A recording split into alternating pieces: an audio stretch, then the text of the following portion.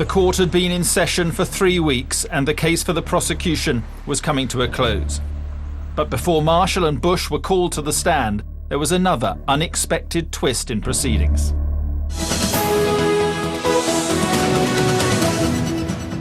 To tonight's other news now, and a man who's on trial for killing his colleague and then scattering his body parts across Hertfordshire and Leicestershire has pleaded guilty to murder. It's particularly rare for anybody charged with murder to plead guilty because of the nature of the offence that they're charged with and the potential sentence that they're going to receive. So it's very rare for anybody to plead guilty to start with, but to actually then start a trial and to change your plea halfway through the trial is even more rare. Certainly an experience that I've not had before. It was only at the end of the prosecution case that such was the wealth of the evidence that we'd presented that Marshall finally turned round and pleaded guilty. I think he had to change his plea. I think he had nowhere else to go. The evidence against him was overwhelming. The standard of the witnesses that gave evidence at court was outstanding also. And I think that he realised that the following day or later on that day he would be asked to account for his actions. And with Marshall's change of plea, the charge of murder against Sarah Bush was withdrawn. Bush pleaded not guilty to all the charges against her at the start, but then at the end, when Marshall had pleaded guilty to murder, Bush then admitted some lesser charges. She admitted helping to dispose of the body parts and giving the police false information about the whereabouts of a missing person.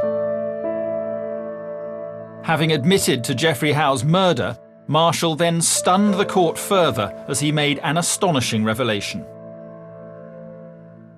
Stephen Marshall's secret past and involvement in gangland murders was revealed to the court today by his own defence barrister, who said that he'd learnt to cut up bodies because he'd done it before, not once but 4 times.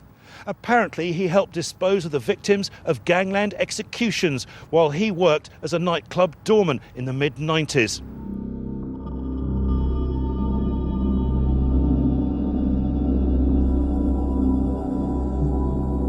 He came out with this shock confession almost, which he really didn't have to do.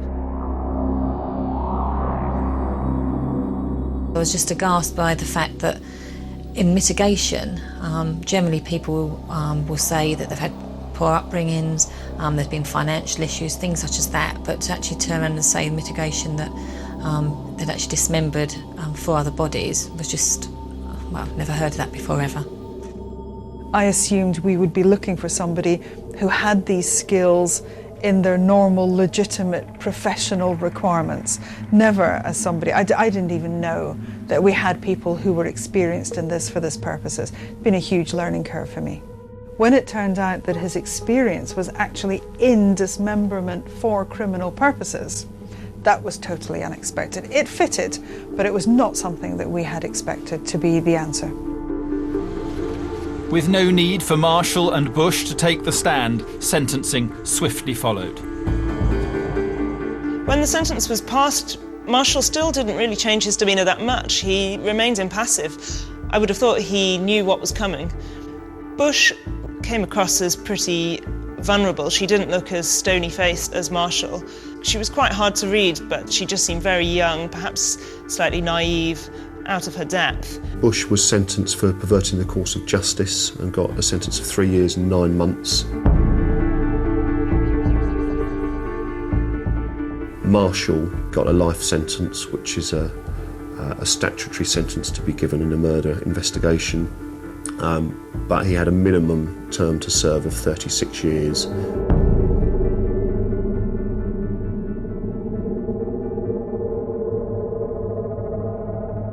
And as far as the astonishing evidence Marshall gave in mitigation about his disposal of gangland murder victims' bodies, the Metropolitan Police tell us that no links have been found to any outstanding cases.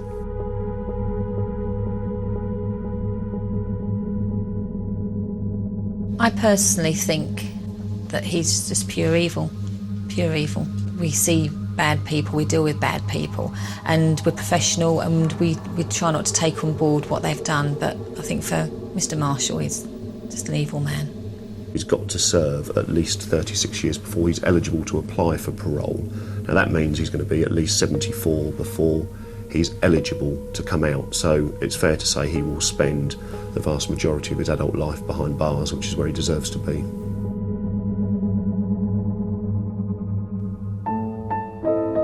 Well, they've not met since the 2006 World Cup, but tomorrow night in a friendly at Wembley, they'll face each other. Again, that's England versus Sweden at 7:30. Next, though, we're off to the zoo.